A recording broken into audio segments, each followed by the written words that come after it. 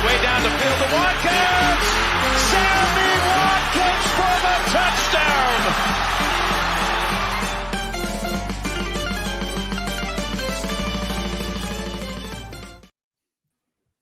Happy Halloween and welcome to week 9 of the regular season in 2023. I'm Adam Wright with Chris Costich. This is the Fumblerooski podcast by Power 88 and Secret Weapon Consulting. So we have a great episode for you guys tonight. So we are going to end up recapping the first half of this season. We're not quite halfway through, but we're doing it a week early to align with Halloween. This is a Halloween themed episode. Recapping the first half of this season, and joining us to cover all of these topics, we have special guest and host of the Rufus Rundown podcast. We have Lucas Feriera. Lucas, welcome to the show. Appreciate you guys having me. Really looking forward to getting into this, and I think this is kind of almost long overdue being able to join. Kind of funny how you guys have Chris on here too. Work with Chris over the summer, so this is probably a collaboration that should have happened. Considering the Dean connection. We got 3 Brockton Rocks guys right here. Yeah, I feel right. like considering the small world connection between all of us, I feel like this is like it has been talked about like building up to a long period of time, but like realistically, when we look at all the parameters, it probably should happen sooner rather than later. Yeah, and finally able to join up and make some content together, which is nice. Absolutely, it's great to have you on. A great sports mind, and to help us cover some of these topics. So we're going to start off with a Halloween themed segment, call it jump scares. So from the first half of this season, we are giving you some of the biggest surprises of, things that have just come out of left field from this season. And I can start us off and give you guys this one. Zach Wilson. Not just Zach Wilson this season, but Zach Wilson in October. So the second half of the first half of this season, 3-1. And the one game that he lost, that's the game that you could argue was his best statistical game. So he does have a 3-1 touchdown interception ratio, but he's also 3-1 on the season. And they've been beating some good teams. This Jets team, what if Zach Wilson actually works out? He has been getting a little better as this season has gone on in some quarterbacks. Some quarterbacks, they take a little more time than others. You don't always have the CJ Strouds and Justin Herberts of the world who light it up right when they get in the league. Sometimes it takes some time. Yeah, and potentially Jets could, if the science works out, we could even get Rodgers coming back late in the season for a potential playoff run if Zach Wilson can get them to that spot too. And he didn't have a great game against the Giants, but this past week, but that was kind of just one of those slugfests. He went 17 for 36. That's sub 50%, but in general, yeah, he's had a great month of October. It's the headband, to be honest. Once he took it off. Yeah, he took it off, and he's been playing a lot better with it, or without it, excuse me. In this month alone, 62% completion percentage, 870 yards, like you said, 3 touchdowns, 1 interception, 85.1 QBR. I'll take that any day. Yeah.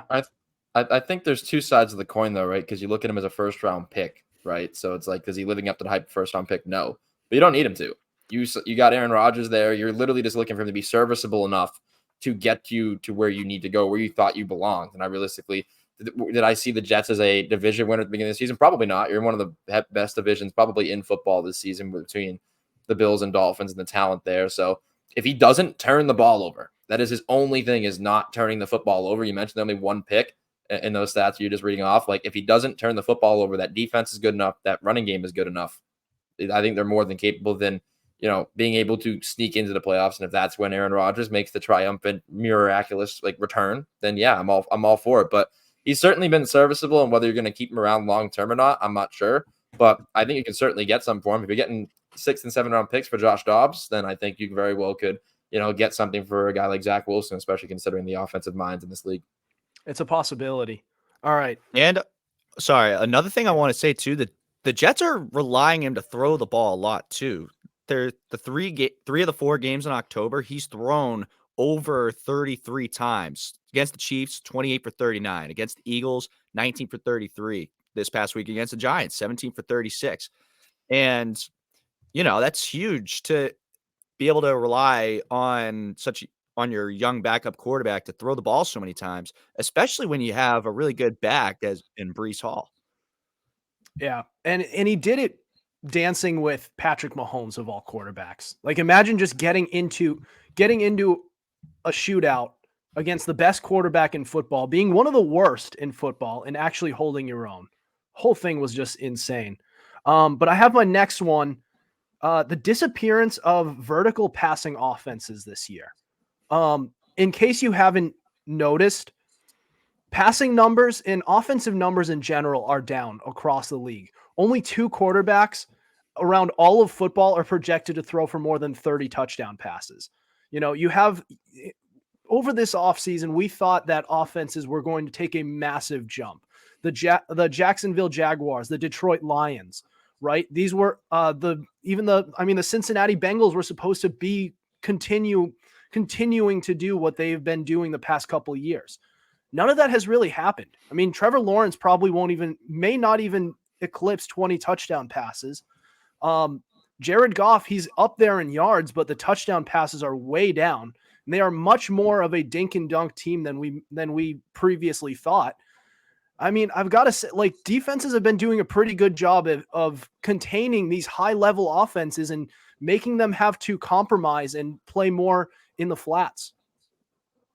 Yeah, and I think that's just comes with defensive strategy just evolving. I mean, one of the things that us Pats fans saw was how their defensive game plan against the Dolphins. They went with the 3 high safety look the entire game, or at least the first game. I wasn't able to really watch a ton of the second game, but that's another defensive strategy that teams are doing to take care of some of the high flying offenses and taking away the deep routes, is forcing you to have to go short and beating you in the short game rather than having Tyreek just go for a 50-yard bomb every single time. Right. And I completely forgot about Tua.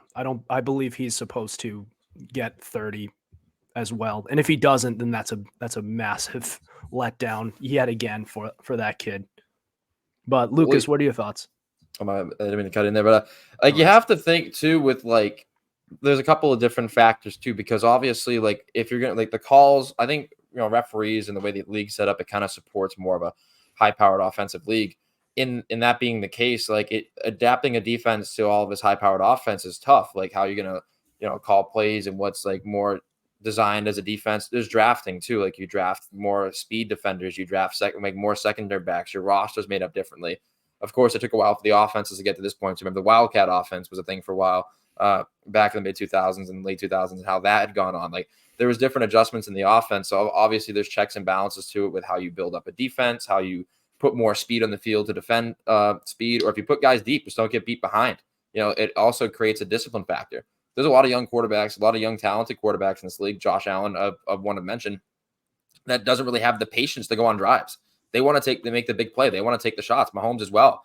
I mean, we've seen it for a couple of years now where these guys are super, super aggressive, super over the top, and it works. And they're, super aggressive, but it's a double-edged sword if you start turning the ball over. And if you, can't make those big plays, you're in big 3rd down and longs. Now you're giving, you can pin your ears back and you're just rushing the passer. You don't have to send simulated pressure. See more teams getting pressure with 4 defenders, or at least the good teams that do.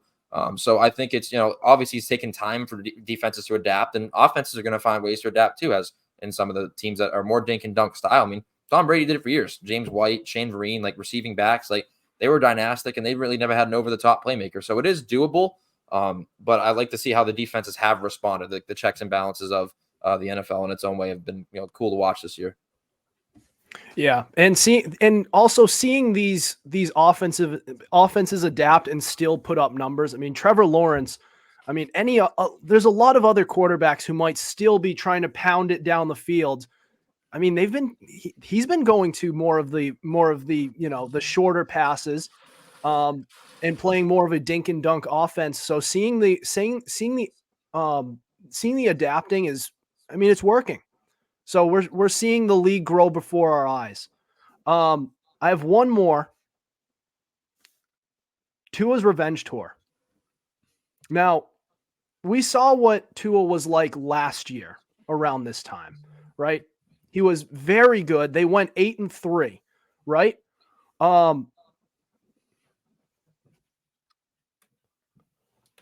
We have some breaking news, but we'll get to that in a minute. No, what's the breaking? Oh, wow. We'll get. Yeah, you might as well just tell the breaking news now, dude. Oh my lord. Yeah. Commanders, Chase Young is being traded to the 49ers for a likely a mid-round pick. We don't know the compensation just yet, but we'll get that to you as this information is developing. Listen, so we'll just continue until we know what the full deal is. If it's a mid-round pick, that's insane. But yeah, that's wild. We all know what Tua has been capable of in the past couple of years. I mean, with the weapons that he has, the defense that team has, this whole Miami team has the potential to be really, really good. Like one of the top seeds in the league. Problem is Tua needs to stay healthy. And that comes down to the offensive line. The line has been okay. And Tua hasn't really needed much time to throw at all. So, all of that is kind of working out. So if it stands, then I'll admit that I was wrong about the Dolphins in this, during the preseason. I had the Bills winning this division. They could still do it, but I gotta say, good start again for the Dolphins. So it's yeah. Sorry to cut in real quick. 3rd round pick for the Commanders is going to them for Chase Young. I mean, that's better than a mid-round pick. It's still a day 2 pick, so it's better. But you have Chase Young, and he's going to the 49ers. Oh, yeah. Holy crap! Yeah, that's with Nick Bosa on the other side. Forget about it. But yeah, I mean that goes to show. I mean, that's also game planning for the Dolphins. They also have so many weapons around them, including the running game. They do a lot of RPO, which has to be quick passes. So that definitely helps in the case of protecting Tua a lot and getting that ball out. And that's a huge goal for a lot of teams, is that the quicker you can get the ball to your best guys, the better chance you have to win these games. And you want to get the ball out to these guys quick. Yeah.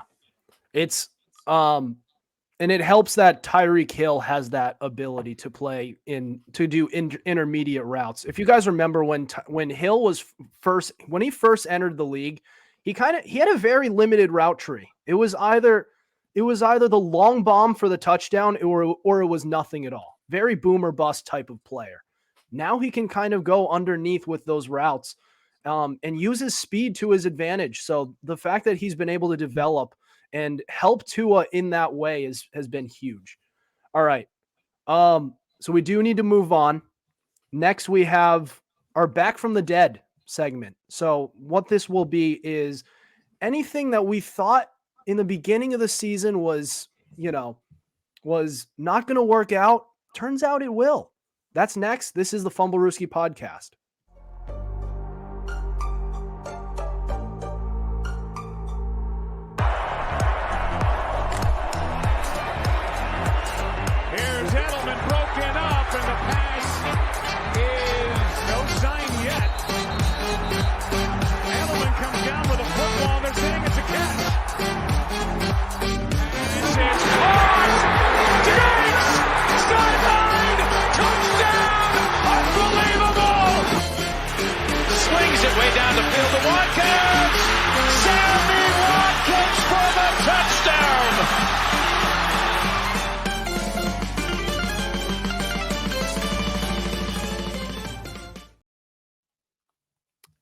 All right, guys, welcome back to the Fumblerooski podcast by Power 88 Secret Weapon Consulting. Adam Wright, Chris Costich, special guest Lucas Feriera.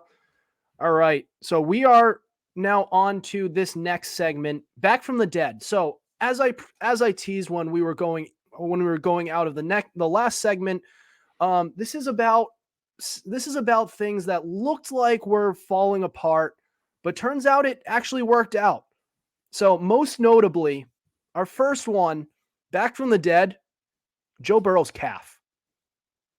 And so this guy suffered a preseason injury to his calf early on in training camp. And it looked catastrophic at first. Guy was carted off the field. Turns out they actually dodged a bullet, just a strained calf. They didn't know the severity yet, but he was going to miss most of preseason, if not all of it. So he did end up being ready for the regular season. Kid did not look right. The team started, 1-3? Yes, they started 1-3 on the season, and it looked like they were a massive bust. Then you see that the health started to improve. Good win over the Cardinals, another win over the Seahawks. And then this past weekend against the 49ers, Burrow threw 3 touchdowns and I believe it was over 300 yards. If not, it was close to it. But I mean, they look like they are getting better as time has gone on, especially with Joe Burrow's health. Now that he's healthy, we now see that this Bengals team can beat anybody when they are at their absolute best. And if they continue this, I mean, it's still relatively early in the season. They're 4-3. They could lose 1 or 2 games down the stretch, and you have a top 2-3 seed in the league, perhaps the top seed. So the Bengals are getting there. I'll let you take this one, Lucas. I mean, I would pump the brakes on it a little bit too, but also you look at the rest of the division, right? They haven't won a division game yet this year, but only they lost to the Browns early. You lose to the Ravens in a close one. The Rams won, not a super talented Rams team. They really haven't beaten anyone yet per se, because the Seahawks they did beat, which is a legit win for them. The 49ers are a little banged up, but when you look at the rest of that division as well too, they have Joe Burrow, and if he is healthy, he's a legit threat, and he's one of probably the most monumental it factor in the league, if not one of the top 3, I think, in terms of the quarterback position and what he possesses to control not only a locker room, but just any game that he walks into with enough health to produce. So do the Steelers have Kenny Pickett, and I like Kenny Pickett, but do I think he's in any way, shape, or form going to take that Steelers team to the next level like Burrow can take this Bengals team? No. Deshaun Watson, even if he is healthy, certainly, what they have now, if he's not healthy, their defense is good, but it's not sustainable in these games, especially late too. I mean, they're hanging around, but I don't see the 2 quarterback play in front of him to be able to make it sustainable. So I think when you have a top 5 player at that quarterback position, it totally changes everything. Now, obviously, health included is a big conversation to have, but if they can protect him just enough, and they have a tough schedule coming up with the Bills, Texans, and Ravens, but overall, if they can get this Bills game, it's certainly gonna not just back from the dead, like they're back on top again. So I think it's certainly something to watch for. But overall, yeah, they have certainly. I didn't think they were recovering from where they were at, and now they're showing that they can certainly do it. Yeah, and they also had a great week against the 49ers, but they also beat a very beat up 49ers team, to say the least, as well.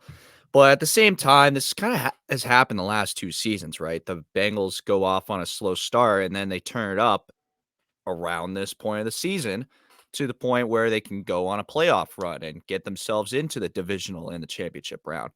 So, yeah, I mean, I was definitely on the bandwagon that they were not going to be that great this season, but at this point, now that seem like they're kind of moving into the right direction, it doesn't seem that surprising now, because if you look back at the last 2 seasons.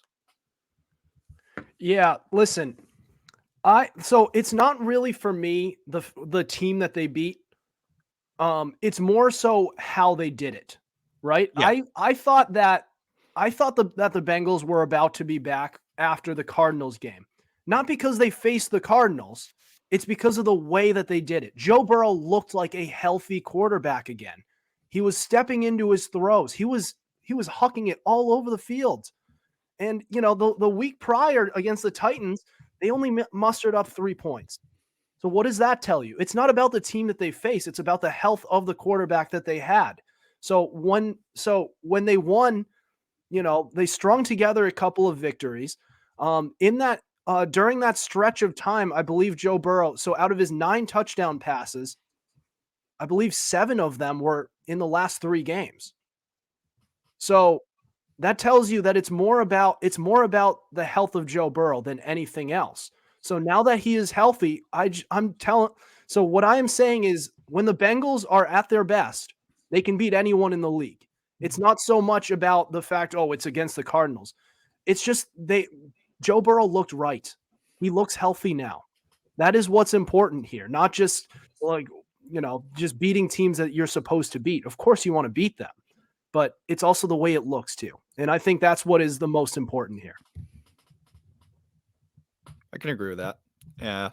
I mean, it's at the end of the day, the games that you should be winning are the games that's going to build you a lot of momentum going into the tough games like the 49ers this week, or momentum into your tough divisional games. I mean, you take a look at the upcoming schedule. My bad to cut you off there, but like I said, the Bills coming up, Texans with a tough Stroud, but they're at home against the Texans. So I mean, if you're looking at games that they should win, they're home against the Bills coming up. I mean, you have the Ravens on the road following that Texans game at home, then home against the Steelers, divisional games. You have back-to-back divisional games there against the Ravens, who are going to be atop of the division.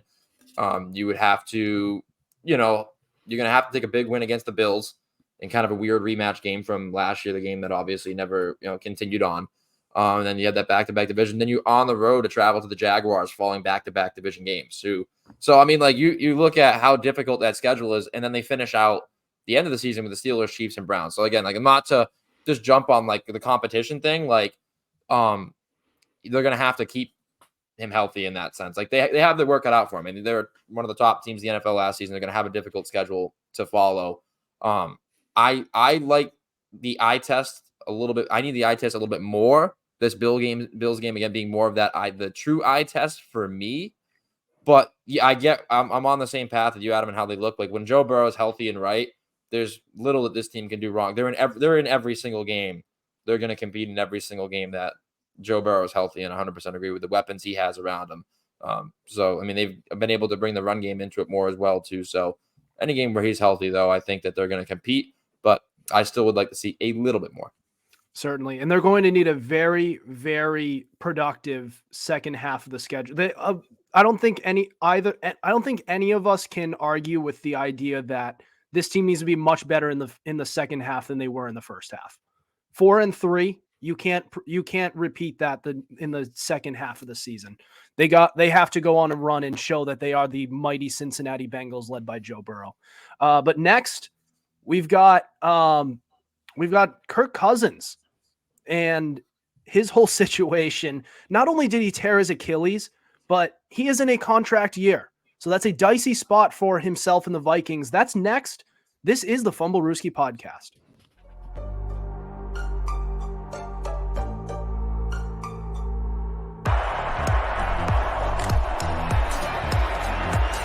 Here's Edelman broken up, and the pass is no sign yet. Edelman comes down with a football. They're saying it's a catch. It's caught! Diggs! Sideline! Touchdown! Unbelievable! Swings it way down the field to Watkins! Sammy Watkins for the touchdown!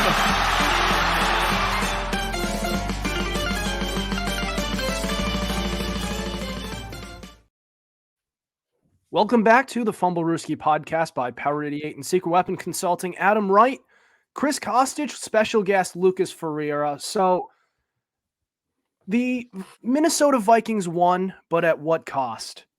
They have finally reached 500 after falling down. It was they fell down 0-3 and then 1-4, I believe. And they have managed to sneak their way back to 4-4, 500. Only problem is Kirk Cousins, their Pro Bowl caliber quarterback, is now out for the season with an Achilles tear. This is catastrophic because who else do they have at quarterback? It's all over for them. That is going to be the season. So not only that, but it may be Kirk Cousins. It may be over for him in Minnesota as well, because he is now in a contract year. The Vikings, I'm not sure if they even wanted to pay him when he was healthy. Now what happens? What happens to Kirk Cousins? I'll let you guys discuss.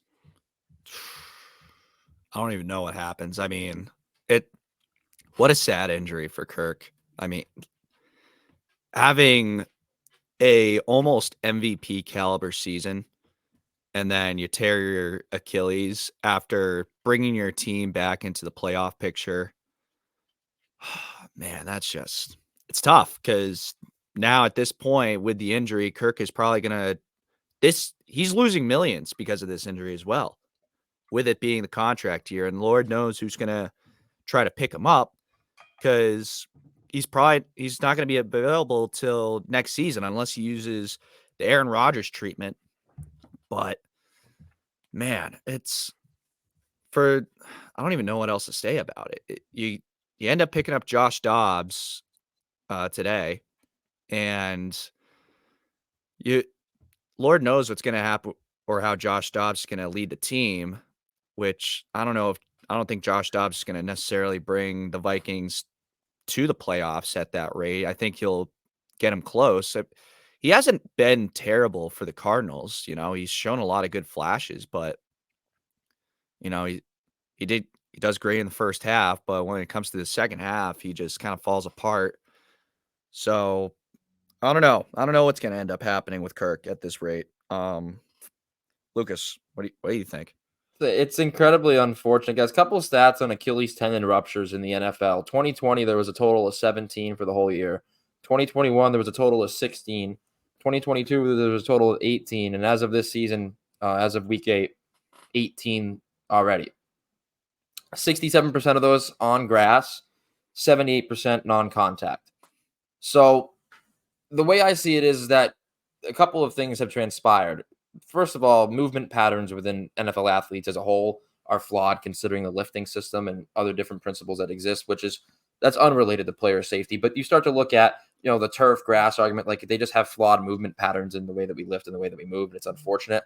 But, considering how the, strength and conditioning field is and how expensive it is, no one's really ever going to be willing to adopt change in it because of how many billions of dollars that industry is worth. But the other thing being too is that we've worried so much about hits to the head on these quarterbacks, right? We're worried so much about taking the big blows and everything. Now everybody's going low. Everybody's trying to wrap and roll, and you get rolled up on in the Achilles area all of a sudden, or in the ankle area. You get ankles, you get ACLs, you get valgusing of the knee. You have the rolling down of those joints. Now it's a different aspect in getting clocked up top. Now I'm not saying that I think people would rather have CTE or concussions than they would have torn Achilles and ACLs. But remember when Gronk said it back in the day when he took the helmet to the knee? I think it was against the Bengals back in the day. He said, "Hit me up top. I don't care." It was the Browns. Okay.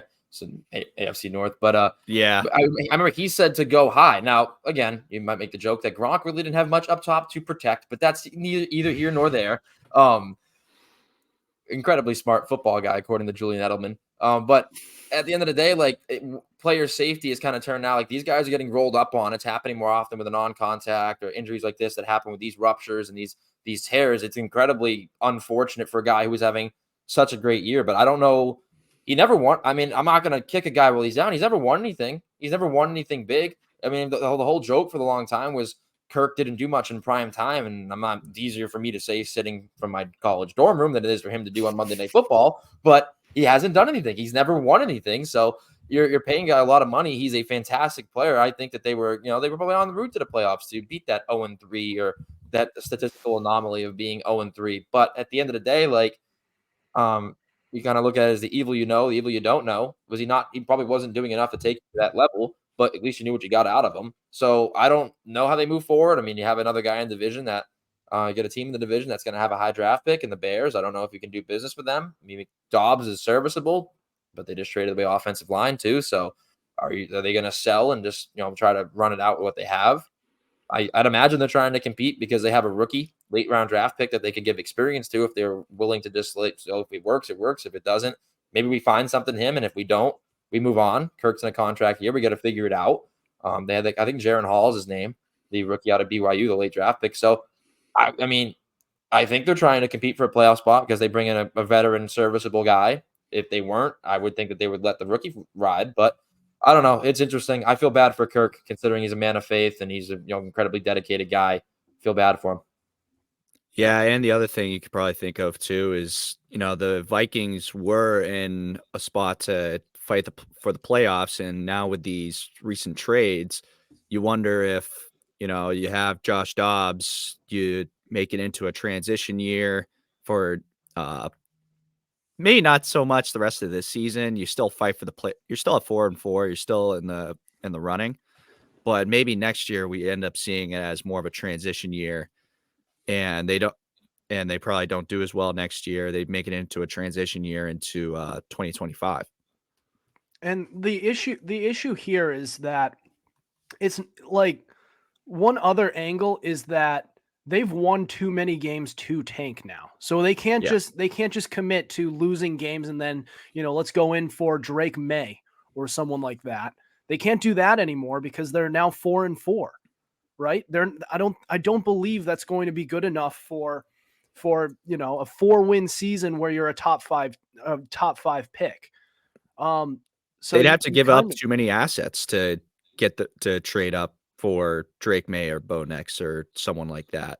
They have to probably get rid of Jordan Addison or a huge part of the defense like Daniil Hunter to get to that spot probably. Right. Well, there's a lot of teams that are worse off than them too. Like it's the Patriots conversation where I still think that like people with the Patriots want to tank. I still think that there's teams worse off. So there's a lot of teams that are worse off than the Vikings, even considering how poor their situation is. This is a team that's drafted well though. So if you give them the tools, like the draft picks to do it, I mean, they drafted Addison. They got Justin Jefferson with the whole Diggs ordeal. They, Darisaw obviously has been really good. So they have enough O-line to protect. They moved on from Dalvin Cook. Like they've been able to draft well. They have a good offense in place, but again, you can't take a bridge year. This is not a team in that division too, all things considered. The Packers no longer have Rodgers. The Bears are just a disaster no matter who they have or who they draft. You have to take advantage of the fact you're in a weaker division. But the quarterback, considering how deep the NFC is not deep in quarterbacks, the AFC is incredibly deep in quarterbacks. So I think you have considering how much of an offense they put around like Kirk Cousins, how good he looked. I feel like they're in a position where they are a quarterback away. Whether Kirk was hurt or not, they were still a quarterback away above Kirk. So I don't know. I feel like a bridge year would destroy what they have going, especially as good as O'Connell's been for them. I mean, I feel like they have to act proactively and not take the bridge idea. I think it's like, Dobbs, I don't know why they would try to compete either. Like it's tough. I don't know.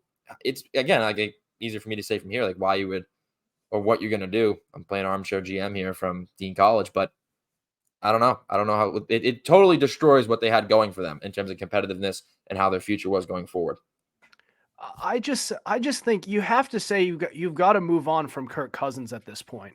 I understand, like he's done a lot for this organization. He's a great guy. He's still a good quarterback. As much as I like to jump on him, trying to say he's not top 10, I still think he's a very good quarterback in this league, top half of the league. But this is an Achilles tear, and it's going to take some time for him to recover from. And they have especially on offense a roster that needs to compete now. So they may have to move on from Kirk Cousins and find somebody else, whether that be in the draft, free agency, or through trades, because they really cannot afford to work with Kirk Cousins and say, let's just transition into 2025, because that's way too many years off. That means Justin Jefferson's going to become a free agent at some time during that stretch of time. Jordan Addison's not getting any younger. He's going to start asking for money. So you got to go in. You got to go in on this now.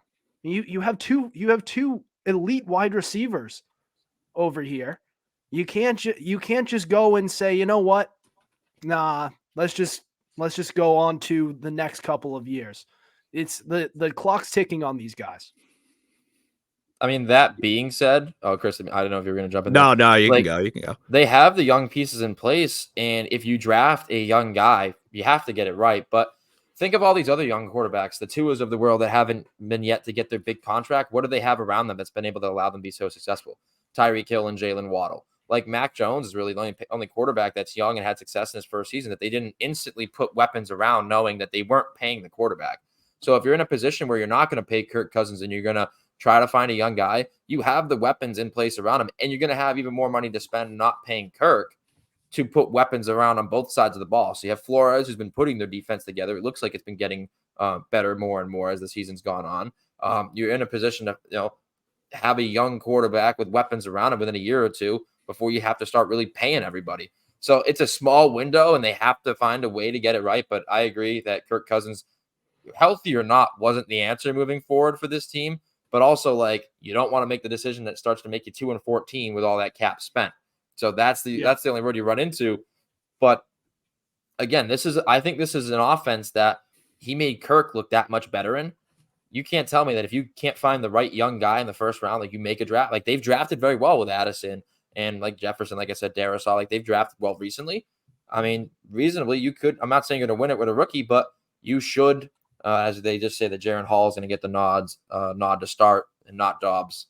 You get the alert now. But again, I think this is where a young quarterback could begin to thrive in the system in a year or two. You could have expensive weapons all around him. You still have him on the rookie deal for a while. You have to find a way to make a move for a first-round draft, like one of these top guys in the Drake Mays or the Jaden Daniels or the Caleb Williams of the world. Yeah, and this is a deep quarterback draft, so they could end up having somebody fall to them, but it'll be a matter of what they want to do. If they decide to pay Kirk Cousins, then forget everything we've said about them going in the draft. But I just don't think they should. Even if he was healthy, I didn't think they should pay him. But it looks like they do like the kid. They do like him, and I like him too. He's a good person. He has a good personality. But ultimately, they need to move on from him, especially with the Achilles tear. But we do want to move on. We have Chris's weekly top 3, bottom 3. So week 8's best and worst performances. That's next. This is the Fumblerooski podcast.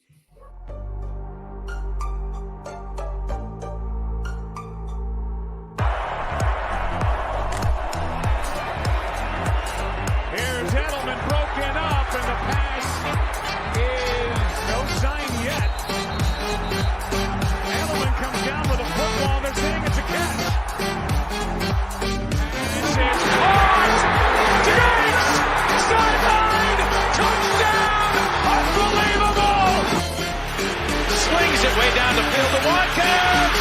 Sammy Watkins for the touchdown.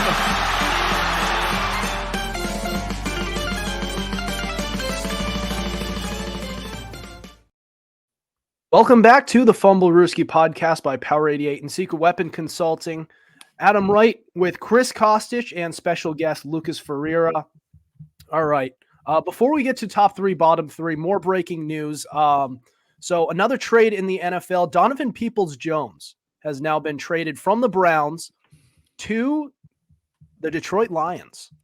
So they are continuing to go all in on the wide receiver position in this season. I mean, the Lions, they feel this is their year, and they feel like Goff, and me too, he's growing on me.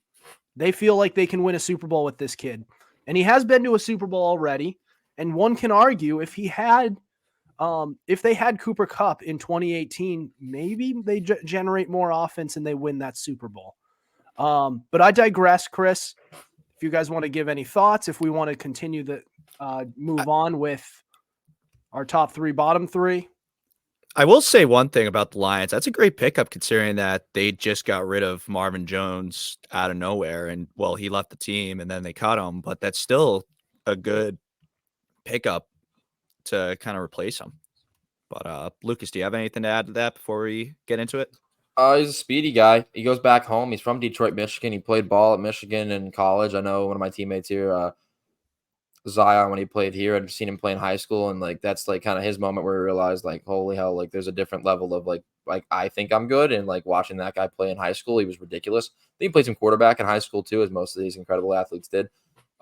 Your return guy, they have Khalif Raymond too, is kind of their slot, speedy guy, Holy Cross, represent. But I think it's a good ad. I think it's an element that they don't really have, right? I mean, Amon-Ra St. Brown's a really good route runner.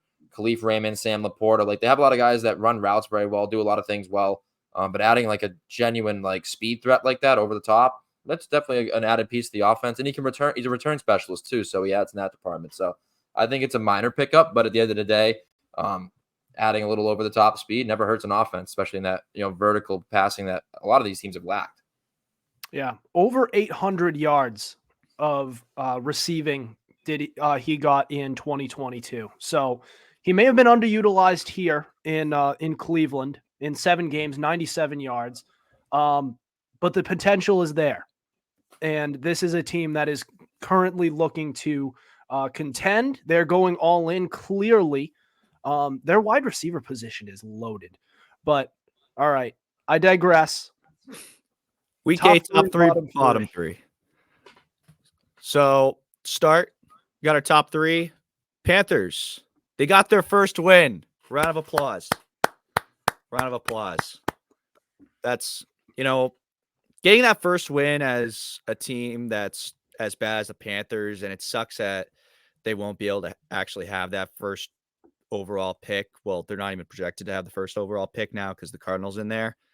But in general, it's a great morale booster for any bad team to get that first win. Bengals, they're on a roll right now. Another good win. And you beat a really good 49ers team. Granted, a little beat up, but I'll still give them the benefit of the doubt. Broncos, they finally ended the streak. 13 straight games where not 13. 17 straight games where the Chiefs have beaten the Broncos. Last time that the Broncos beat the Chiefs was back in 2015 when Peyton Manning was still around. Unreal. Honorable mention, Chargers. Good beat up win on a bad Bears team. Granted, you could probably substitute the Chargers out of there. And the Seahawks getting a nice little NFC West win against the Cardinals. Any thoughts from you two? I like the top 3. I think, they're 2 teams. So 2 of them are teams that have not had the best luck lately, but they finally figured it out. The Bengals, I mean, we discussed them earlier on in the show. This is a team that is on the up and up, and it looks like that this is the time to buy in on them. And they're a team that I believe is going to have a very, very good second half. So the sky's the limit for the Bengals right now. But I agree with this list. I think it's good. I do want to correct myself real quick. Seahawks beat the Browns. They beat the Cardinals last week. My apologies. But regardless, still good back-to-back wins, especially against a good Browns defense. Lucas, what you got? No, I like these, especially considering the Broncos and their slow start and everything. And I know everybody was on Sean Payton, myself included, considering he said it was the worst coaching job in NFL history that he walked into, and then proceeded to start off and get 50 piece, 70 to 20. Like, it just, it was a tough start. But I like how they brought it around, and there's a lot of pressure on Russell Wilson too. And you look at his stats, and like, again, you don't want to just be a stat sheet watcher, but I mean, realistically, Russ really hasn't been a complete part of the problem there. It's been deeper than the quarterback position, and there's been a lot of turmoil there and stuff. But obviously, when you have such a fundamental failure overall as an organization, and you have quarterbacks getting their own personal offices and stuff, it can take a while to turn that around. So I think it's nice to see the Broncos being able to do that, and Russell Wilson kind of relieving some of the pressure on himself. I would say maybe add to the list in terms of honorable mentions. I mean, the Rams have been quite terrible, but the Cowboys being able to do what they do, I mean, I think everybody kind of recognizes them as a contending team, but then again, Dak Prescott's going to hold them back. But, the Cowboys have not, especially a part of this Dak era, have not typically been known as playing like up every game. Like, a lot of times that they've been guilty of playing down to their competition. They had that Cardinals game earlier. So, it's a Rams team that they should beat. They beat them and beat them handedly. Everybody showed up. Dak threw for over 300 yards. CeeDee Lamb had a big game. I think that's like, that's a perfect game for the Cowboys. CeeDee Lamb looks like a true receiver one. Dak has one turnover, but the ratio was good there. And overall, their defense plays well too, even with Trevon Diggs lacking. So overall, I would say that one kind of stood out for me. Maybe you throw the Titans in there with Will Levis, but then you kind of want that to kind of marinate a little more. But overall, big fan of the list, considering Panthers getting their first victory finally for Bryce Young. Yeah, I was thinking about the Titans too because the Will Levis thing and 4 touchdowns off the bench, or was it 4 touchdowns? 4, yeah.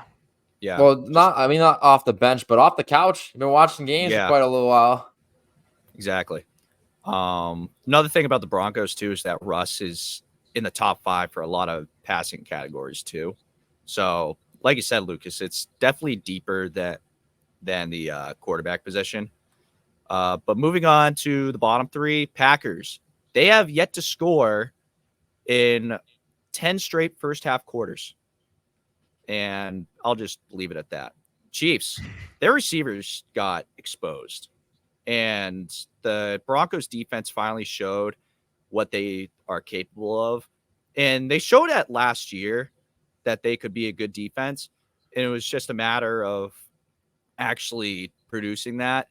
And Vance Joseph hasn't done that great of a job hasn't done a good job at all. But this was definitely a great win. I mean, granted, you still have Travis Kelce getting 6 catches, but Rashee Rice, Justin Watson, Marquise Valdez-Scantling, they're not going to do it for you.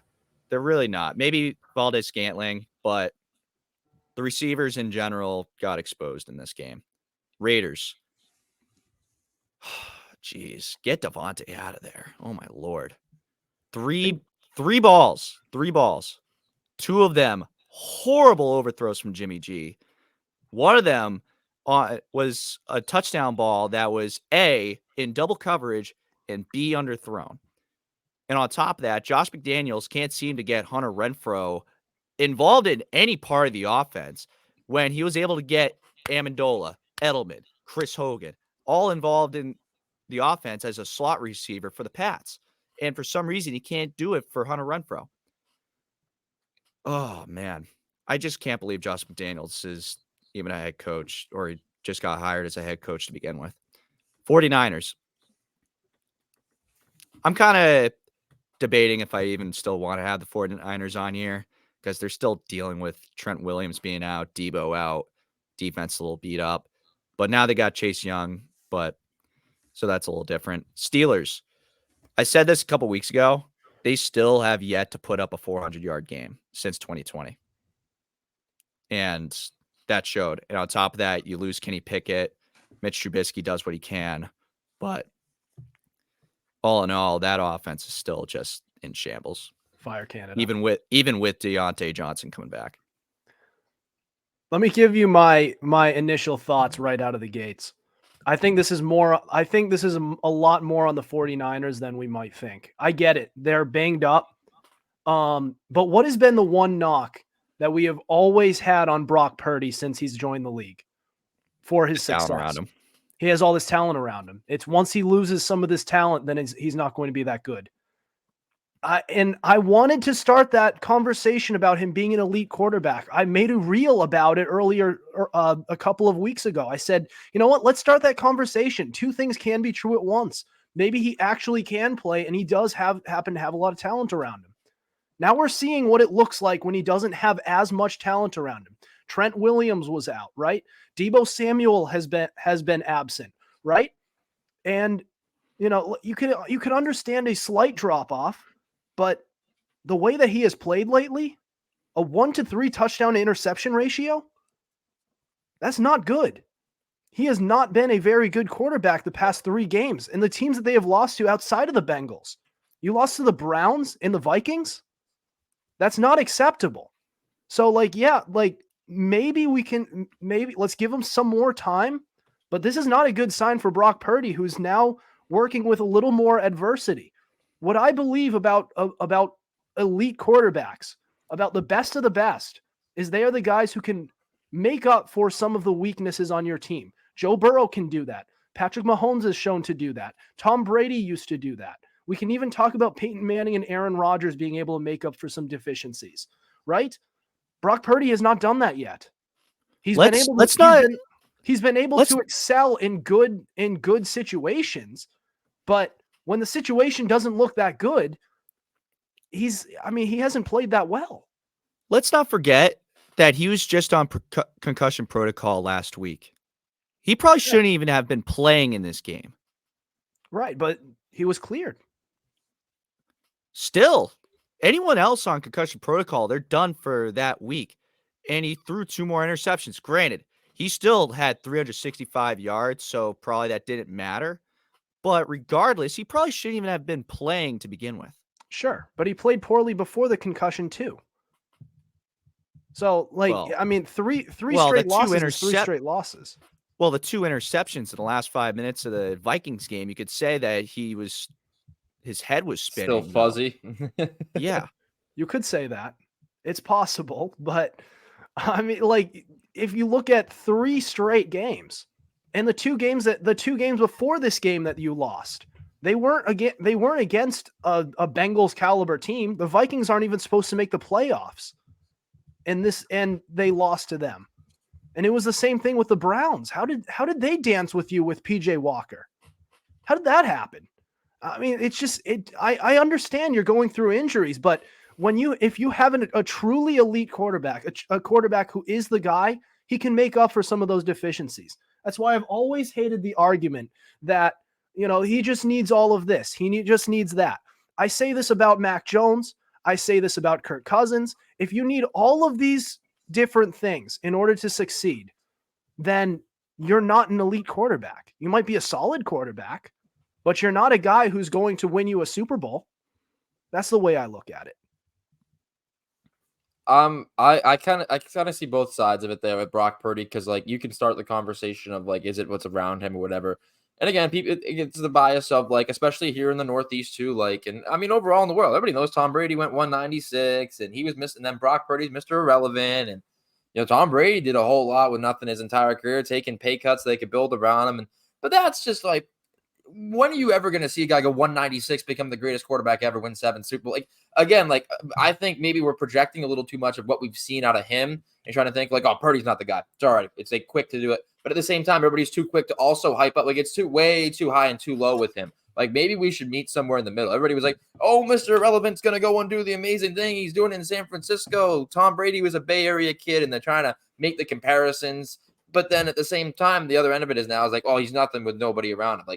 Maybe somewhere in between. He was definitely underdrafted, but certainly has certain talents. But I think at this point in his career, yes, a lot of that system that surrounds him and what he does is obviously based off the talent he has around him. Not to his fault, but also at the same time, if you want to start being considered, you want to sit at the big boys table, you got to wear the big boy pants and take those hits from people like us too, saying hey, you haven't really done anything without those guys either. So I can see it there. I mean, they're a missed field goal against the Browns away from winning that game, even in the game where he struggled. So that's worth noting too, where they could very easily be 6-2 at this point and not the 5-3. That could be a difference. But again, we're not going to play what if here. At the end of the day, get it done. If you're going to be one of those guys and you're a true contending team, you will find a way to get it done more often than you don't. And right now they've been slipping. The Chiefs kind of trying to do the Tom Brady system, right? Where you pay the quarterback, you pay one big weapon, and you put together a young drafted defense, and then you just take a bunch of used parts and you put them at the receiver position and you hope to figure it out. Sometimes it works, sometimes it doesn't. I don't know if I'd have the Chiefs listed here just yet, but it's clear that the wide receiver position has certainly been a miss for them. Even though the Jets won, and we've said a lot of nice things about the Jets and Zach Wilson, 24 total punts. Can we put the Jets and the Giants? 24 total punts between two teams. Did anybody try to watch that game on Red Zone? No, you didn't. It didn't show up on Red Zone. Nobody scored. Nobody did anything. I think football should be banned from after performance, ban football in New York. No more. You guys, if we had give me 2 XFL teams for a year. You guys go play in the XFL for a year. We're going to relegate you like it's European soccer. After I couldn't, you can watch it because I was watching Red Zone. I'd say I couldn't watch it because how disgusting it was, but I didn't have to because it was never on Red Zone until the overtime period hit, which by the way, had the Jets -2.5. Love it. Love it. Won my pool this week. Guys covered for me. Absolutely outstanding. But ban football in New York, burnt dumpster fire. Total and complete dumpster fire that I witnessed in the city of New York with the Jets and Giants game, and almost deserving of their own separate segment of how bad that football game was. But, seeing the rest of the list, totally agree. McDaniels, I didn't put Denver completely on McDaniels because they drafted Tim Tebow. That never worked out. But now that McDaniels has brought in his guy in Jimmy G and has still continued to not only not put together a winning team, but a poor culture, this one's on McDaniels. And there's not really a job waiting for him back in New England, at least as long as I know. I don't know who's going to be there to hire him at the rate that they're going. So that door is not going to, you don't burn any bridges, but over 20 years, the dynasty doesn't stay around forever. You can't just go back to Bill things don't work out as a head coach, especially because things aren't really working out for him as a head coach himself right now. So, yeah, I agree. I think the Chiefs, it's a little hot there, but everybody else pretty much deserving to be at this bottom 3. A lot of good candidates, honestly. Like, I think you underscored the fact that there were so many bad teams from this. 2 of them in one matchup. And it's crazy to think that the Giants actually have 4 Super Bowl victories and are still playing football right now. I kept the Giants off just solely based off that they ended up having to go down to the 3rd string quarterback and -1 passing yards. Yeah, -1 passing yards. Just insane. I mean, I'm not going to fault a team for sucking because they have their 3rd string quarterback, you know? That is a fair point. That's a reason why I would have had the 49ers over the Raiders on the actual top 3, just because I kind of expected the Raiders to be bad, especially against a really good Lions team. The 49ers should be a lot better than how they played the other night. The other night. So that's just kind of my opinion. I digress though. But we are going to need to move on, and we have excuse me, we have Chris's guests. We have Chris's I'm all over the place today. It's been a long day. We've got Chris's trivia segment. That's next. This is the Fumblerooski podcast.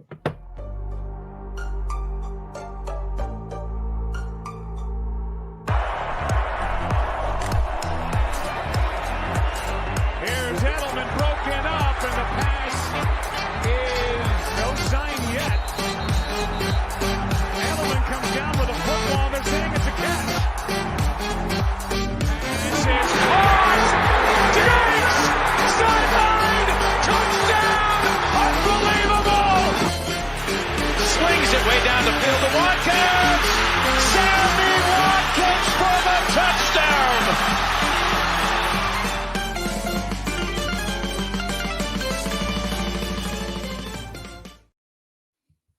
Welcome back to the Fumblerooski podcast by Power in Secret Weapon Consulting.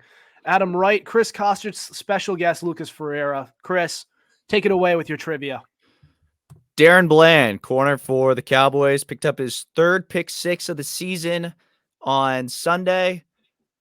And 20 receivers, 20 players in general. It's not just receivers. There's a good mix of tight ends and a running back or 2 in here as well. But in general, 20 players have exactly 3 receiving touchdowns this year.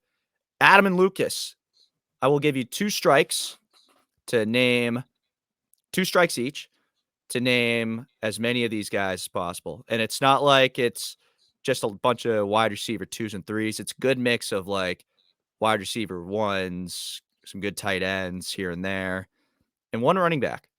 DeAndre Hopkins. No. He just he had 1 more before last week.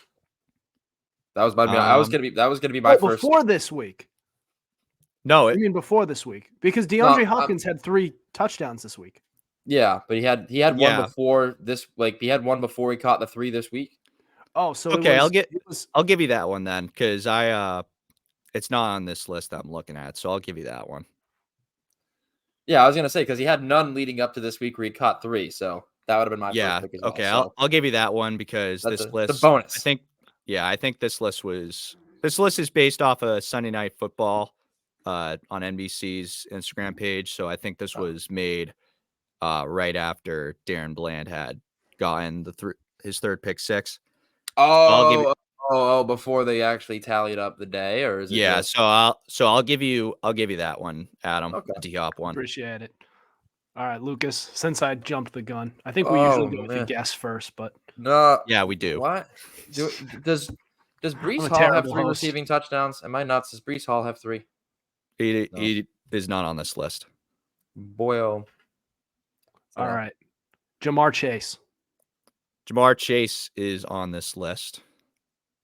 Dude, I don't think Terry McLaurin has a reception touchdown. I don't think he even has one this season, so I'm not going to go with him. There's got to be. Trying to think here.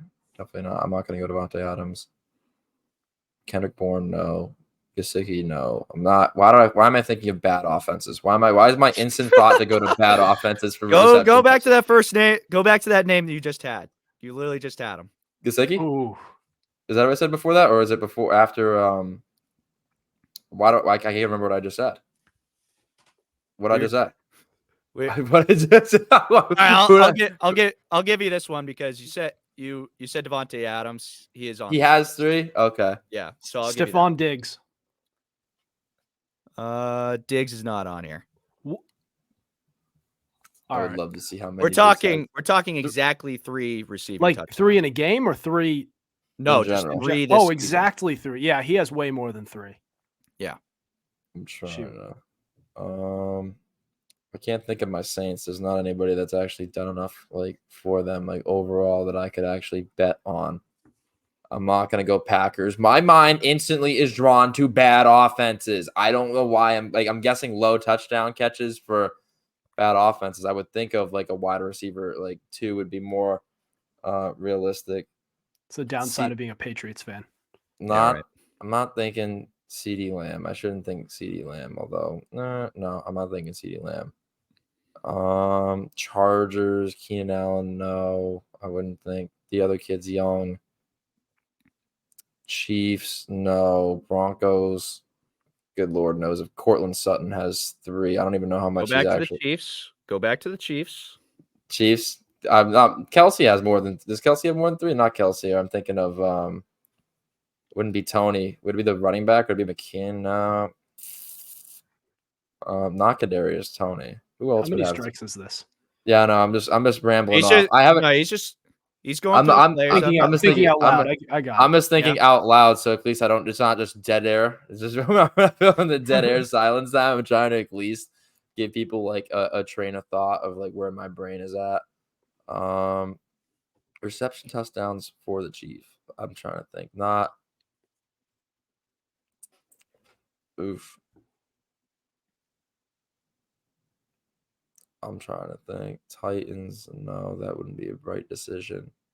What about the rest of the AFC side? Does Tank Dell have 3 exactly? He does not. What? You're on the right track. Rashee Rice. Yep. So Adam's now up 3-1. Lucas is at 2 strikes now. Adam's at 1 strike, but I thought we went with 2 strikes to begin with, right? Or Yeah, are we going 3? I lost 2-1. Let's just do the 3 strikes. Do 3 strikes. Okay. Take another shot, Lucas. Tank Dell had 2. That's upsetting. 3 receiving touchdowns. Laporta caught another one last night. I don't know if I'm gonna go Sam Laporta. 3. Yeah, he has 3. He only caught one last night. Unless that doesn't count because no, Sunday night they should have counted it up. I don't know. Maybe he has more than 3 now, actually, considering the list. I'm going based off. Yeah. I'll take it. I'll take Sam Laporta. All right. Now I actually have to step it up because now it's 3-2. All right. Let's think. Okay. You were thinking you said right track when you said Tank Dell. Yep. So I'm gonna go with the other guy, Nico Collins. He has 3. 4-2. Adam with the lead. Oof. Back to Lucas. It's a big play right there. That's a monumental play. I'm trying to think of who I've seen making toe tap grabs. I mean, there's guys who have plenty more. I don't think Devontae Smith's been in the end zone 3 times, so I'm not going to go with Devontae Smith. Like they have there's so many guys who like come to my mind, but like it's like more than that number. So I'm trying to adjust my brain. I can't believe there's 20 that have exactly 3. It's a wild thing. I don't know why I can't like mentally process who the Cardinals would have, but they're pretty terrible. Cardinals don't have anyone. Mark Oh, that's actually a lie. The Cardinals actually do have one. They do have one of them.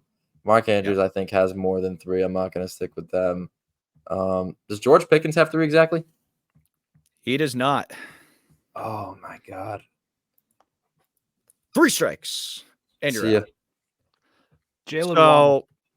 Jalen Waddle's not on here, but So some other notable names. So Adam Yes, picks up the 3, I just win. looked it up. Yeah. Oh, Wait what a was that? goddamn second. George Pickens does have 3 exactly. Does he have 3? Jeez. This Yeah. list is just lying to me. Whoever was on graphics for this game that you were seeing, man. Jeez. Dude, like it's like the whole TV production thing where it's like, hey, if it looks good, no one's gonna question it. Yeah, I right. am now the guy questioning it. All right. So Lucas still had 2 strikes then. All right. So it's 4-3. I'm only looking it up after the fact too. I'm not cheating. I'm only I'm only fact checking No, myself. I when I'm hear you. I wrong. hear you. I'm gonna have to fact check myself now. All right, Adam, we go to you. It's still Jalen Waddle. Jalen Waddle. Hold on. Does he have exactly 3? Jalen Waddle has exactly 3. Oh my goodness. There we go. All right, we got to end this game, man. Let's keep going though. Oh man. Definitely not Kyle Pitts because he doesn't catch anything. He couldn't catch a cold because they don't play call to him The whatsoever. other tight end though. Oh, the former Patriot. He could have 3. Who? What's his name? Jonnu Smith. Does he have exactly 3? That'd be my last strike. I'll go with That's a good Jonnu one. Smith. Probably has 2. Only has 1. Only has Well- 1.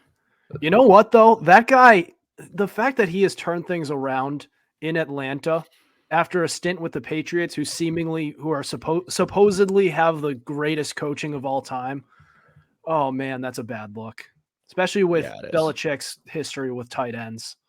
It's not a good look. Yeah, it is. Well, that's the list. Adam picks up his first win in trivia finally. Jeez, you're a bum. Thank you. Yeah. Thank you for mentioning it in the group chat. I'm glad you could call me out on that. God, I was having a nice Sunday morning. I was enjoying some coffee. Then I get a buzz from my phone, and it's just want to let all of you know in this group chat, all 5 of you, that Adam's 0-3 in trivia. 0-2. Now you're 1-2. 0-2. Don't worry. All right. It's salvageable then. We have all season. It's gonna be. Yeah. We'll see how this goes. All right. Let's get to the fan box. Yeah, let's finish up this show.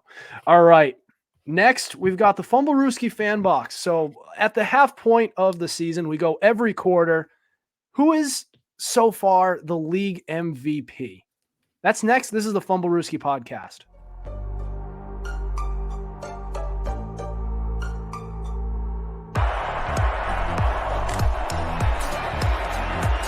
Here's Edelman broken up, and the pass is no sign yet.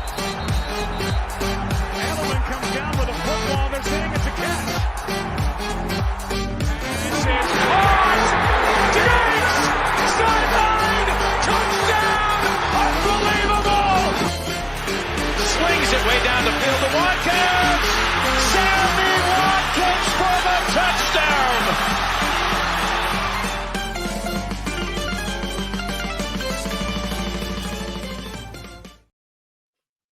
Welcome back to the Fumblerooski podcast by Power 88 and Secret Weapon Consulting. I'm Adam Wright with Chris Costich and special guest Lucas Feriera. We welcome you to the fan box portion of our show. We post a question filter on our Instagram every Monday, and you can respond with hot takes, questions, and more. And we will discuss it and give you a shout out on our podcast. Respond to next week's fan box question to be featured on our show.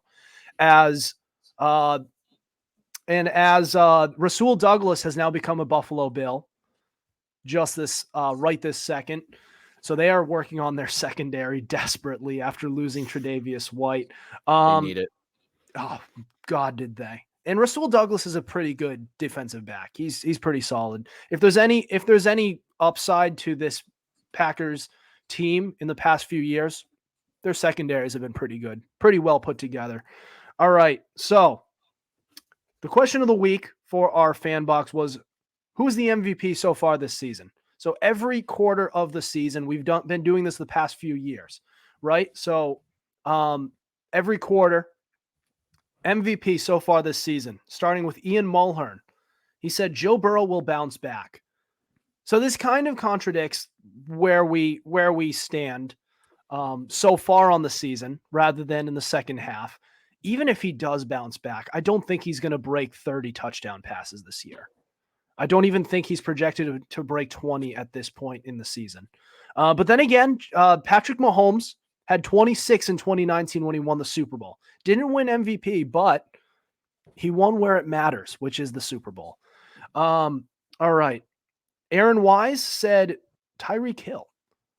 And I do want to start the conversation about the first ever wide receiver to win a league MVP. And if there is one, it might be Tyreek Hill, who's on pace for the most electric season of all time, statistically, and even giving it the eye test. We were just saying before the podcast, like this MVP race could potentially, in general, be a non-quarterback MVP because that's how wide open it is. Passing stats are down around the league, and it's a prime position for wide receivers to break out.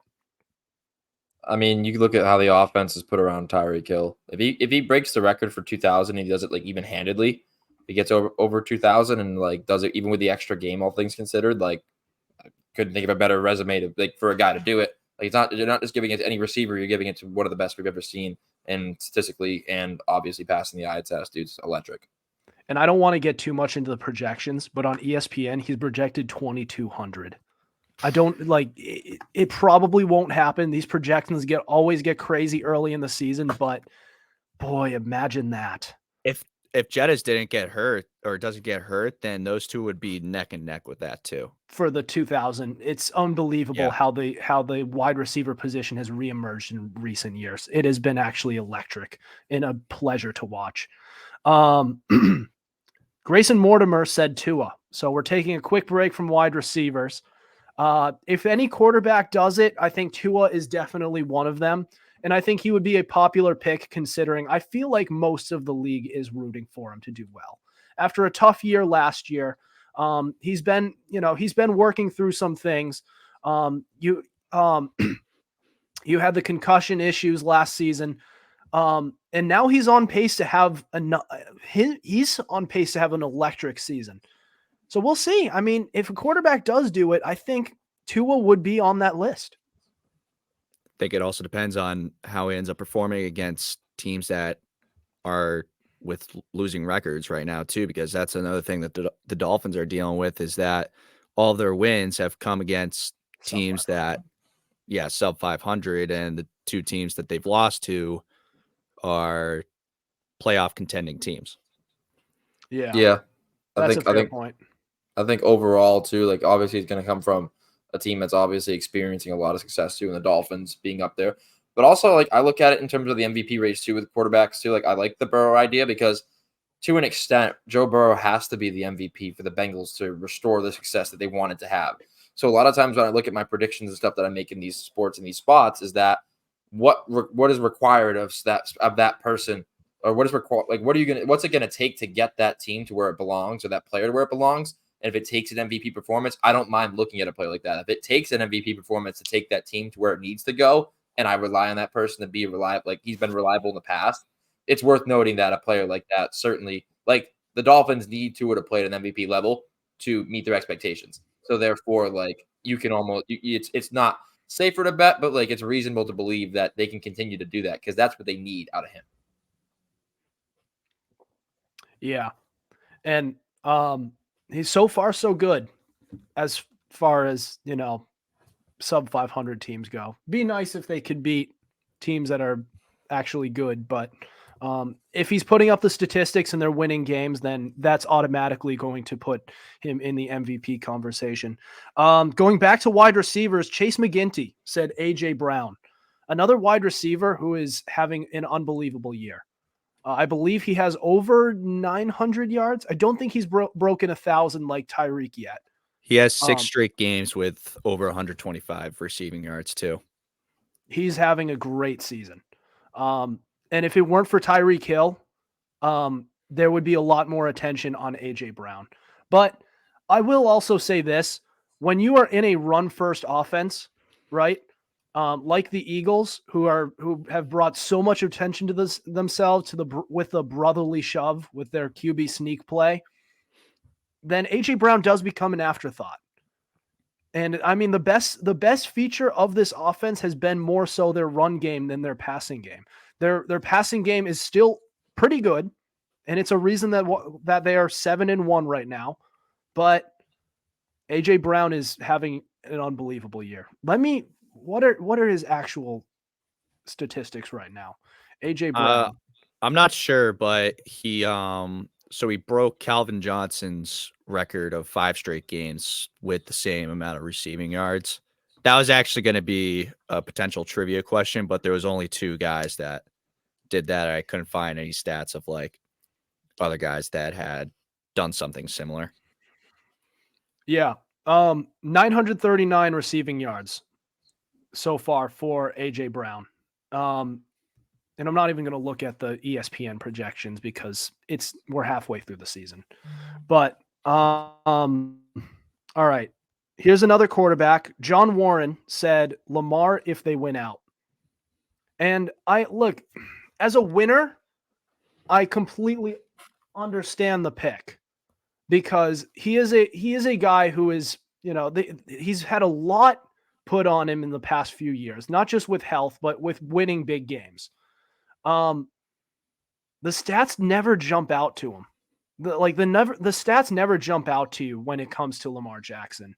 Outside of 2019, he has not been the quarterback to stuff the stat sheet. He's been the guy to win you games when he's healthy.